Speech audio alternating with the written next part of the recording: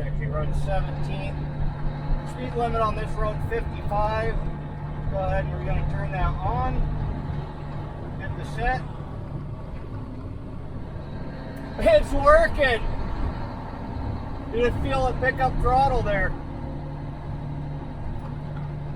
Oh, that makes me so happy. Right there, YouTube. Welcome back to the channel. Back with Old Red here today, and we're actually going to do something today. I've had the parts for this sitting on the shelf for probably at least 3 if not 4 years, and I've just never gotten around to it. What we're doing is installing an actual cruise control system on this truck. Now this truck is a 1983 Peterbilt 359. It's got a B model cat swapped into it. This truck was originally a Cummins, but it's a fully mechanical cat engine. So it's a full mechanical cat diesel, and so there is no ECM on this truck. The only wires that make this thing run are the wires on the fuel cutoff solenoid here. It is a mechanical pump, mechanical linkage engine. And the system that we are installing is not just a throttle lock like we've got here. If you've ever run a truck and tried to use the throttle lock as cruise control, you can kind of get it dialed in on flat ground, but as soon as you get in any kind of rolling hills, you'll be dragging up the hill and then you're doing 90 miles an hour down the hill and you're just constantly screwing with the thing. What we're installing today is an actual adaptive cruise control system. It will take a speed input and convert it to a mechanical linkage so that this thing will add throttle and pull throttle away as needed to maintain a certain road speed. Now, you longtime viewers, you probably remember seeing that there was a King Cruise setup on this truck, and that system had never worked the entire time I had the truck. King Cruise is no longer in business, and so there's not really any support for their products anymore. There is some very limited parts availability. I think just the family of whoever ran King Cruise or whatever, you know, they've been slowly selling off whatever stock of parts that they had, and that's pretty much gone now. So that system used to be installed down here on the frame rail, had a linkage that ran to the throttle, and that stuff's been removed. There is still a couple remnants of that system in the truck that we're going to use, like there's an extra clutch switch in here. But anyway, I had screwed with that system at one point. It never made it on a video because I wasn't able to fix it, but I went through and made sure it was getting all the inputs and outputs that it needed and stuff, and it still was completely non-responsive. So that system was dead and I never fixed it. I bought this cruise control system probably 3 to 4 years ago, but you know, at that point I was already pretty used to driving without cruise control, so it never really was a big priority, but it would certainly be nice to have. Now this is a Rostra unit. This system's not really intended for vehicles like this, but it should work. I don't see why it wouldn't.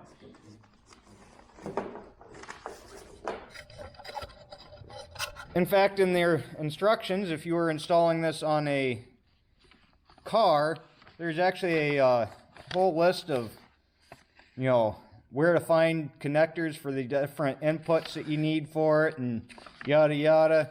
But we don't need any of that because none of that applies. Essentially, you're going to need to go through the instructions here and figure out what's what and what you need to make this thing work. And if you don't have some basic mechanical and electrical knowledge and be able to read a wiring schematic, you're going to have trouble adapting this to a vehicle like this, but it's really not that complicated. Now in the case of this truck, we have a modern transmission in it.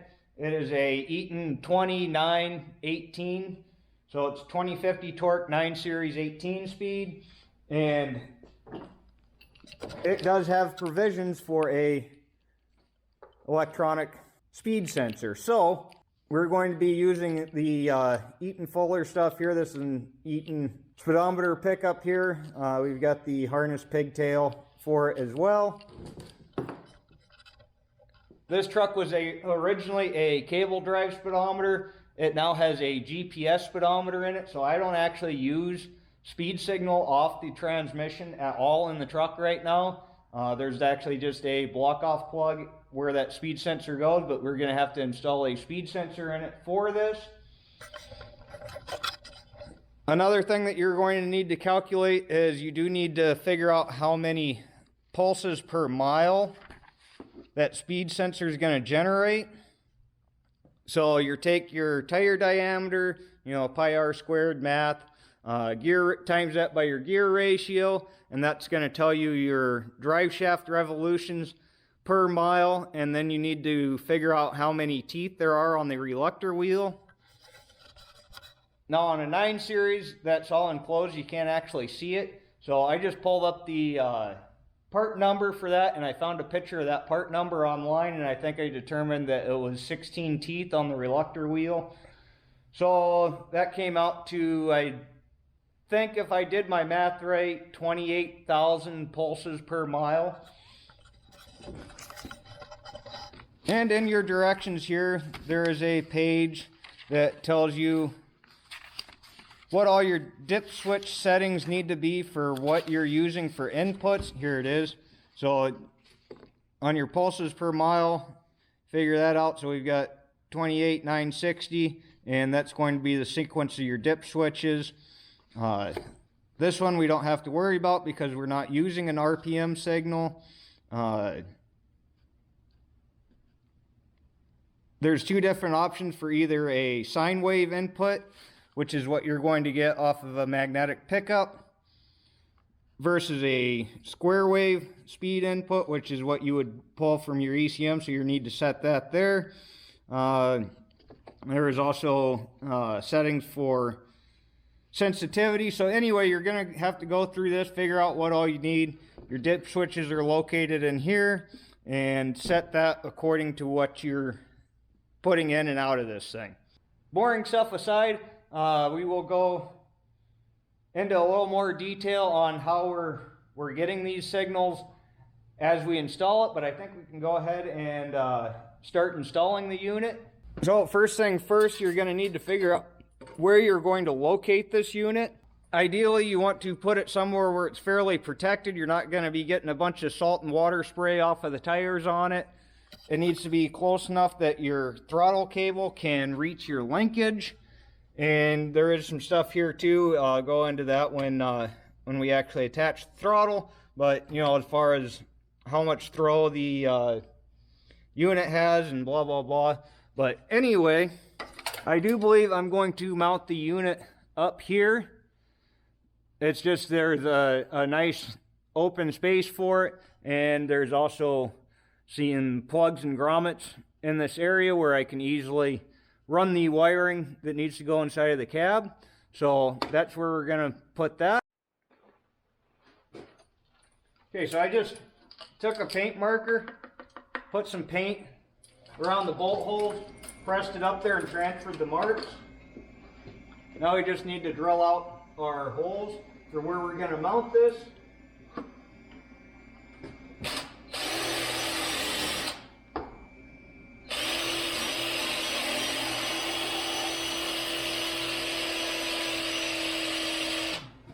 Maybe grab a drill bit that's not dull as hell.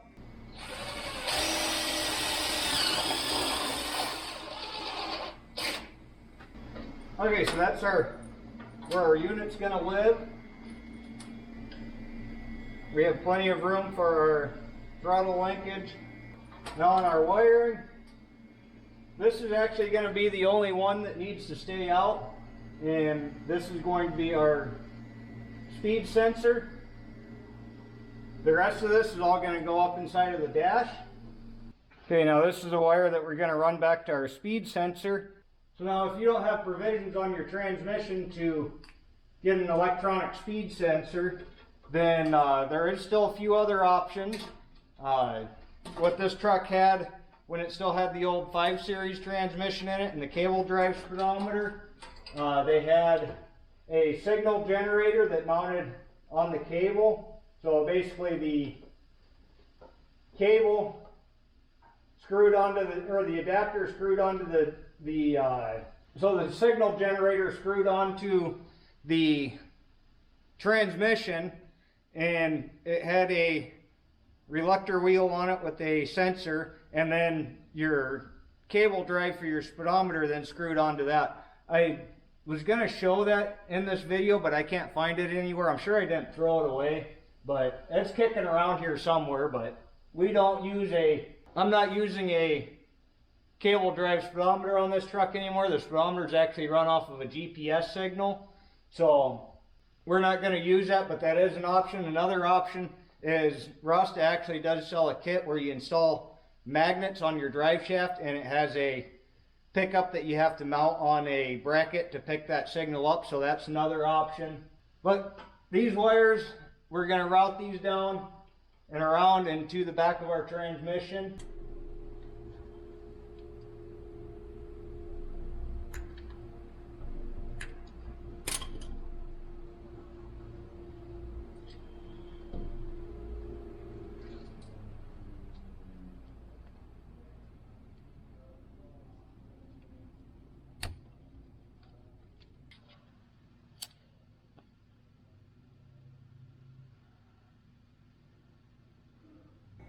Alright, so speed sensors installed, wiring's tucked up and secured. So the next thing we need to do is figure out where we're going to mount our control switch in the dash here. Now, I don't want to drill a whole bunch of holes in here, so I've got some screw holes that are from something else that was mounted here before I owned this truck. You know, maybe if I can put this somewhere to cover a couple of those up. Otherwise, here's the controls for the old King Cruise system that's no longer on the truck. I might take this off and see what that's got for holes. I might end up leaving this here if I'm not going to be able to cover up holes from that. But let's go ahead and we're going to drop the steering wheel down, open the dash up, and see if we can determine where I want to locate this. Okay, so I got the old King Cruise control unit here removed, and yeah, unfortunately I think the best I'm going to be able to do over here would be to cover 2, maybe 3 holes by creating 3 more holes. So I think I'm just going to mount this back on. Be really nice if I could actually adapt this that's already has holes drilled for it to work with the new system, but it just won't work. This one uses a rheostat and a on-off switch and a momentary, and they're all momentary switches on the other one, so I'm not going to be able to adapt this to work with the new system. But I think what's going to end up happening is I'm just going to leave this here, and we're trying to maybe cover up some of these small holes over here. So I just started putting this back on, and I had another idea. What if we took this here, gutted it out, and installed this onto there? Then we're not drilling any new holes in the truck. I think we might do that. About like that. It still looks a tiny bit funky, but I think given the circumstances and not having to drill any more holes in the dash, I think that's going to work out just fine. What I got here is the other end of the wiring from the control panel there, and we need to pin these wires into this connector, and they are color coded and they are marked, so that's just kind of a matter of pushing them in. You got yellow. Now these 2 ends of this harness go to these 2 ends of this harness, and these are just a matter of plugging these in. The next thing that we need to do is we need to locate our brake light switch. Now on a car, that would be located right on the brake pedal. It'd be a little micro switch that when the pedal moves off the stop, brake lights come on. On a semi truck, it's going to be back in here on this air manifold.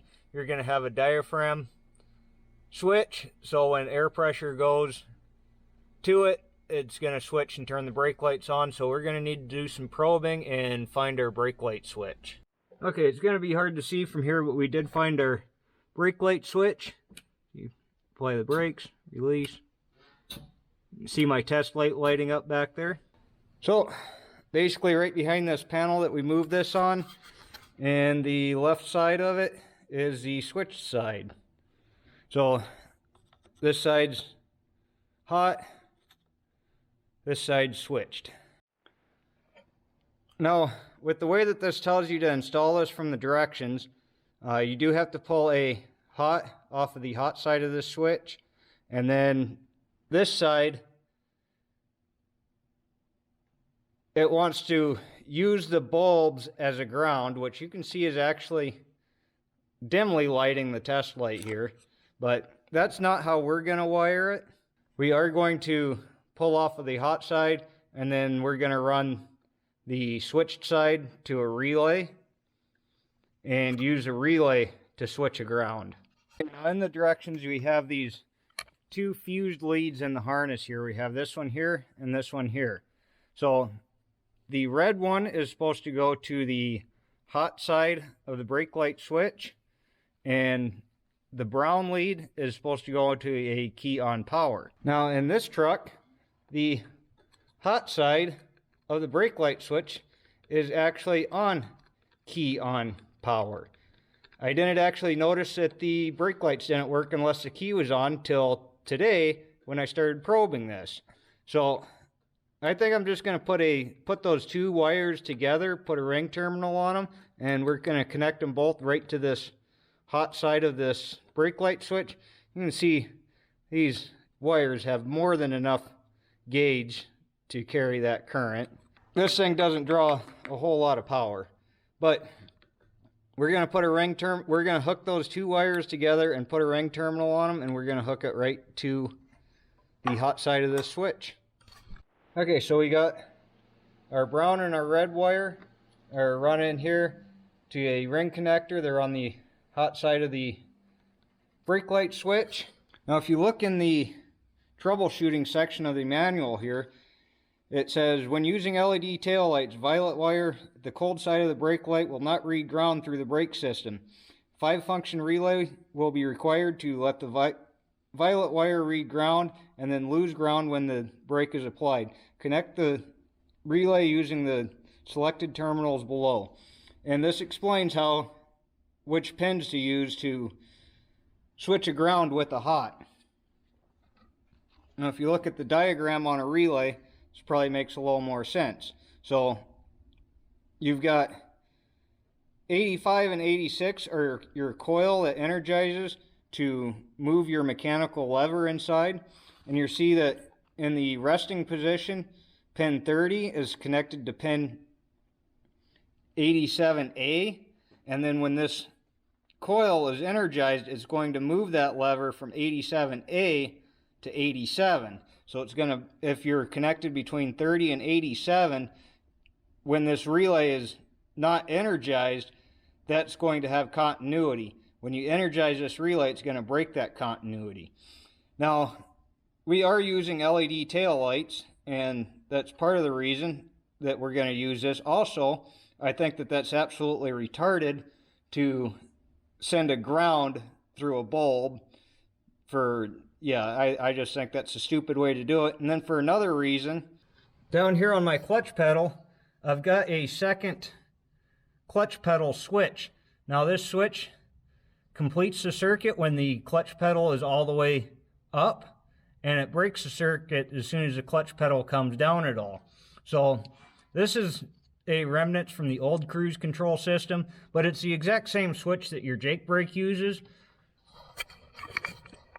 But you can't use your Jake brake switch because you're switching ground here, and power runs through your Jake brake switch. Basically, it interrupts the power from the switch to the Jake brakes themselves when you press the clutch. So You could do that with another relay and make that work, but we've got a second switch on here and we're going to use it. So basically what we're going to do is we're going to run this pin 30 through that second Jake brake switch. So if either the brake pedal is pressed or the clutch pedal is pressed, it's going to interrupt that ground that's going into the system, and it's going to kick that cruise control out. Okay, so we got our relay wired in, and obviously this is all going to be tidied up before we're all done. We're just in the process of getting everything set, figuring out where things are going to go. And okay, so we've got our relay wired in. Obviously this is going to be mounted and all that stuff, but we're just testing the circuit here right now. So I'm probed into pin 87A, which is the pin that goes to the ground signal to the cruise control unit. And right now I've got this set on continuity. You can hear it beeping. And so when one of two things happens, we should lose continuity. Either one, we press the clutch pedal, we lose continuity. Bring the clutch pedal back, have continuity again. The other way is apply the brakes. See, it stops beeping when we apply the brakes. Brake lights come on, we lose ground. Brake lights come off, we have ground. Clutch pedal all the way up, and we have ground. Touch the clutch pedal and we lose ground. So that's how we did that. Okay, so in this mess of spaghetti back here, we've got pretty much everything wired here now. The rest of it was pretty self-explanatory. So we had a few more wiring connections to make here that go to the switch panel that we installed over here. And that stuff was pretty self-explanatory. The gray wire is the backlight for when your headlights are on. The blue wire is the ground for the backlight. Black wire is the ground for the switches, and the white wire is power for the switches. This pink wire is for the engage light up here, this little LED. We're not going to worry about that at the moment because they want you to wire in another relay to switch a ground switch to a positive switch. So I'm just not even going to worry about this for right now. After I test the system and everything's working, maybe I'll go ahead and wire this in, or maybe I won't. This orange wire here is what will switch that relay. Basically, this is a ground switched wire, and we need a positive switch to turn that little LED on. But we got our unit mounted up here. The only other thing that I had to do was there was some wires to thin out of the harness that we're not using. There was the neutral safety switch. This truck does not have a neutral safety switch, and that would be grounded when it would be in neutral, which would kick the system out. So that wire is not grounded, and so that shouldn't matter. The other one is the tack signal. We removed that out of the harness.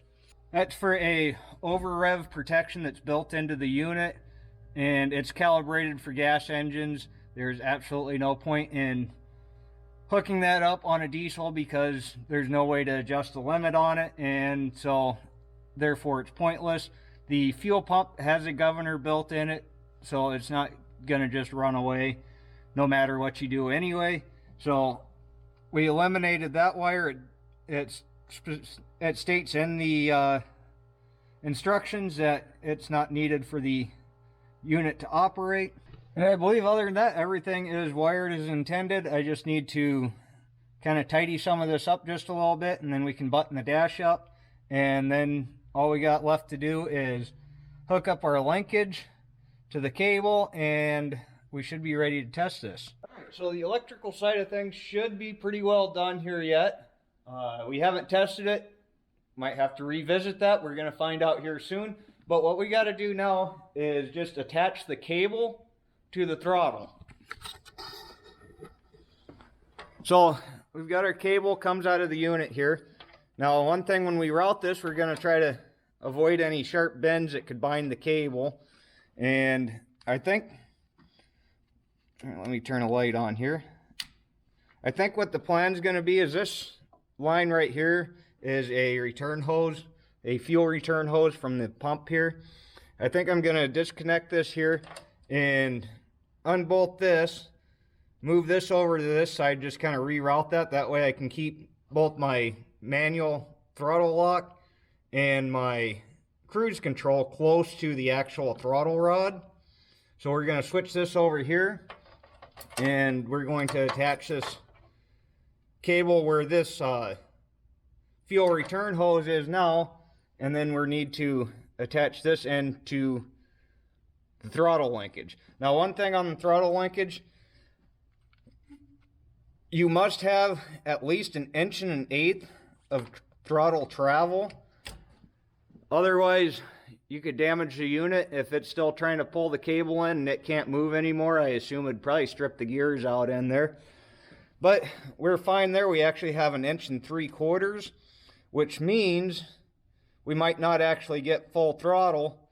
It should be close, but if we don't get full throttle or we don't get enough throttle on the cruise control, there is a couple of options here I could do to shorten it. On this bracket here, there is actually multiple bolt holes that get closer to, your pivot point, which would reduce the amount of travel. So I may be able to move this linkage down a hole and shorten that travel distance up a little bit.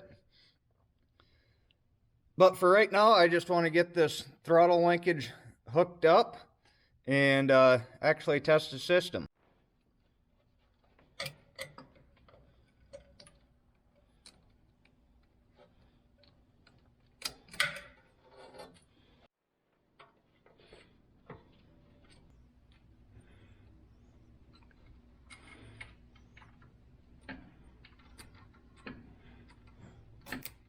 Okay, now, if you had less than 1 5/8 inches of travel, this is how you would make up that difference. You just basically add some slack in there until you had 1 5/8 inches of cable travel. But what I'm going to do is I'm going to loosen this side back up, and I'm going to pull this back until there's no slack.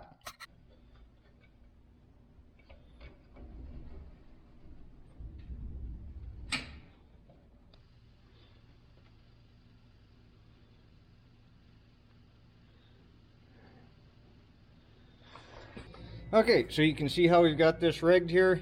We've got our mechanical linkage to our throttle pedal.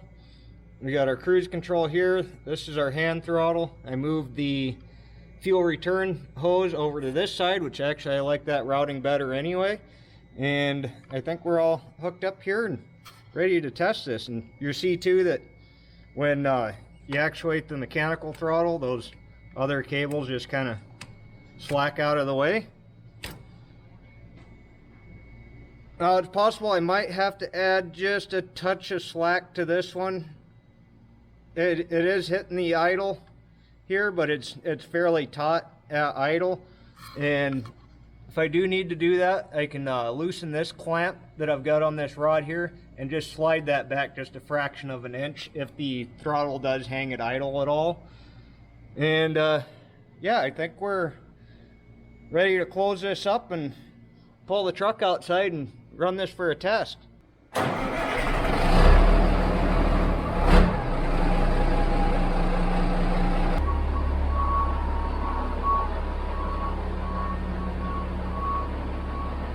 So we got the truck pulled outside here and we're letting it warm up a little bit. I'm going to go ahead and pull my manual throttle a little bit to idle it up. And we'll let this truck warm up a little bit and then we're going to take it on a test drive. Alright, so we're ready to go for a test drive here now. We're just going to kind of do a loop up and down the highway here and see how she does. Probably going to feel a little funny because I don't bobtail this truck very often at all. But that's okay.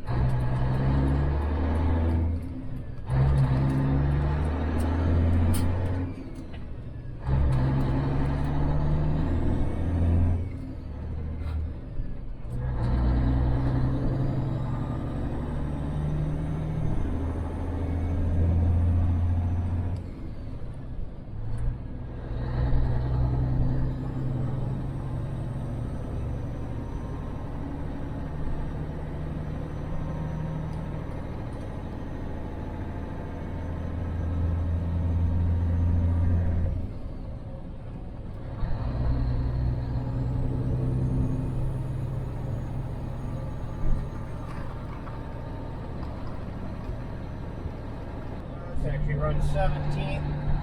Speed limit on this road 55. Go ahead and we're going to turn that on. Hit the set. It's working!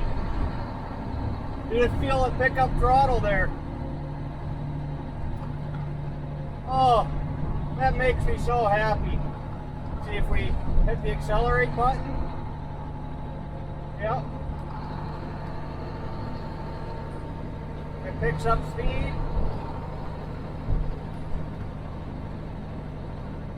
Going 60 now. Go ahead and kick her back down to speed limit.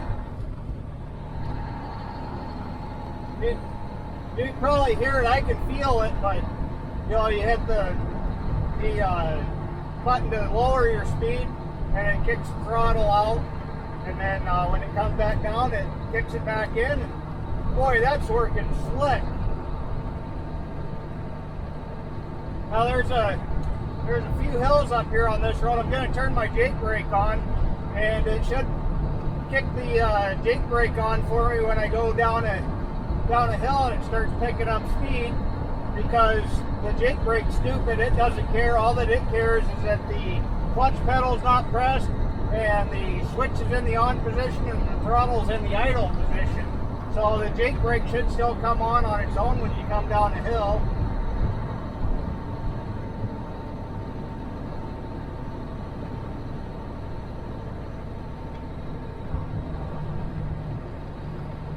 We're going to come down a hill here right now and we'll see if it kicks Jake brake on.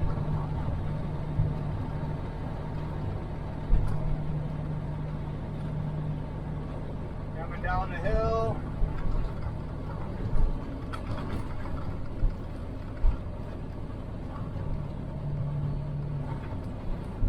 I might not have enough weight behind me. I even tried slowing it down there, but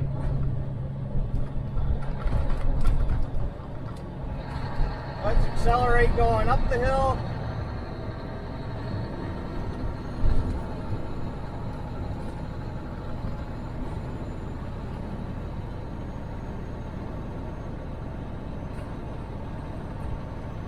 Boy, this is fantastic.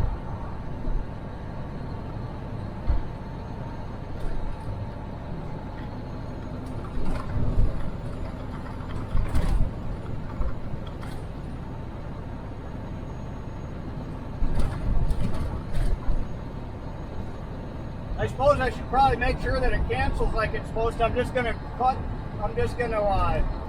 the clutch pedal here. Yep, kicked it out. Okay, on. Turn it back on here. So yep, clutch pedal, kicked it out. Let's try the brake pedal. Yep, brake pedal kicks it out too.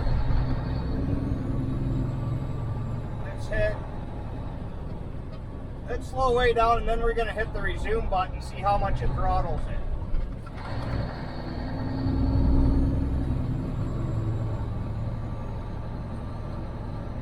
Yeah, I mean, it throttled it up to 20 pounds of boost. We were already hitting the set speed by that point, because we don't have any weight behind us. We're just bobtail.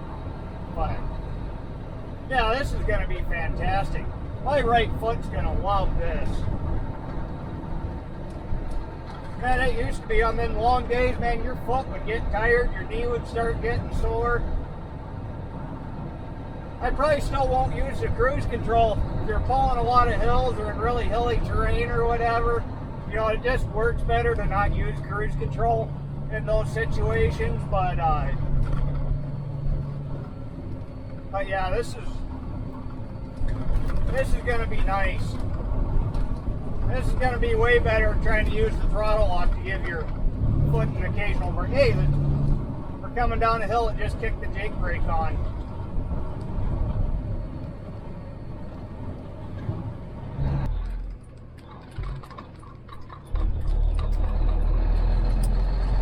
I think we're on the freeway on-ramp. There's this car parked here for some reason. Get around him and then it after it get on the interstate.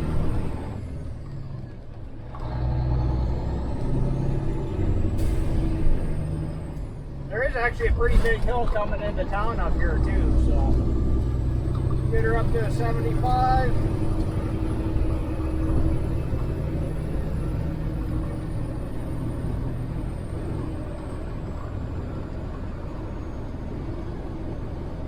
Okay, we're at 75. Get her in.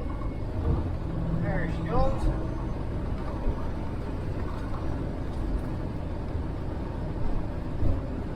Probably would have been better to test it with the trailer on, but I didn't feel like hooking up a trailer just to go test my cruise control.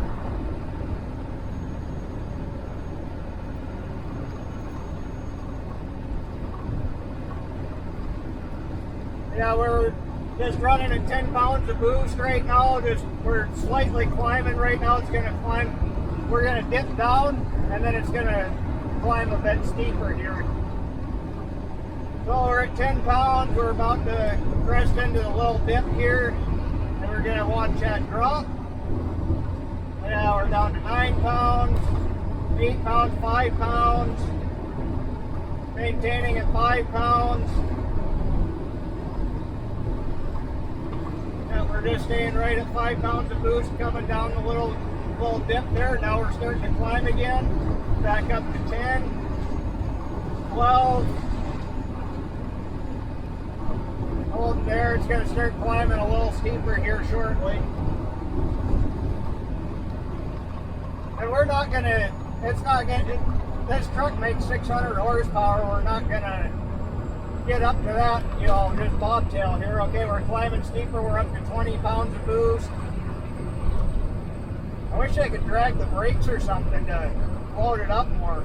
Yeah, we went up to 22 pounds of boost for a second. Now we're back down to 20, and that's about where this hill's going to be for the rest of the way up. And then as we crest over the top of it, it should drop back down. So that's the cruise control actually manipulating the throttle, giving you more and less throttle to maintain your speed. So now we're down to 10, 8 pounds, 5 pounds. 4 pounds. And yeah, the Jake brake's not going to kick on because it's taking 4 pounds of boost to maintain our speed. So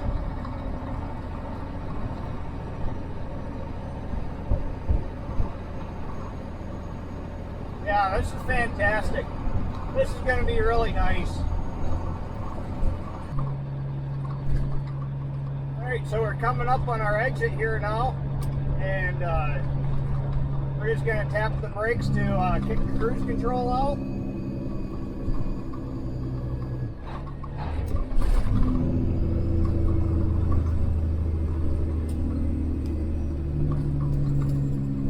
That works just as it should.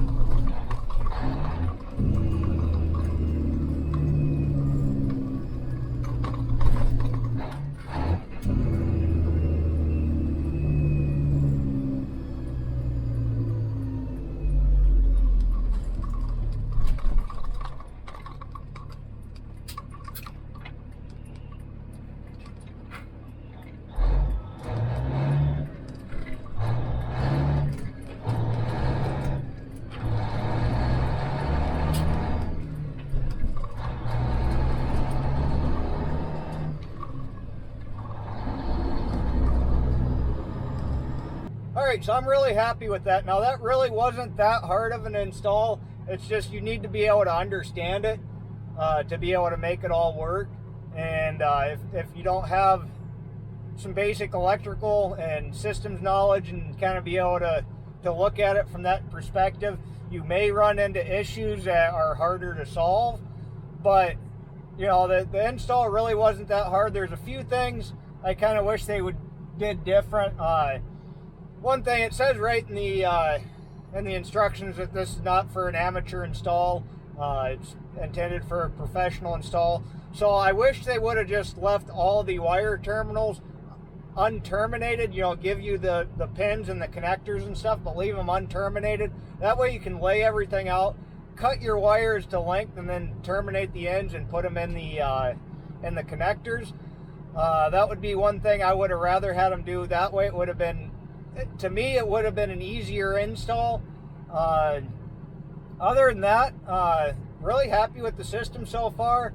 It works as it's intended. I mean, it is actually, you know, adding and taking away throttle to maintain your road speed, which is exactly what I want. And yeah, I'm really happy. I would, if I have another mechanical truck down the road, I will most definitely be adding this system on there. I've literally been driving for years without cruise control in this truck. This system's been sitting on the shelf for years, and you know, I kind of got used to it. But you know, having cruise control is really nice to have, especially when you're either bouncing empty or you're just out on the wide open flat road, and you know, you can kind of give your foot a little bit of a break, give your knee a break, and set the cruise control and just kind of, well, cruise.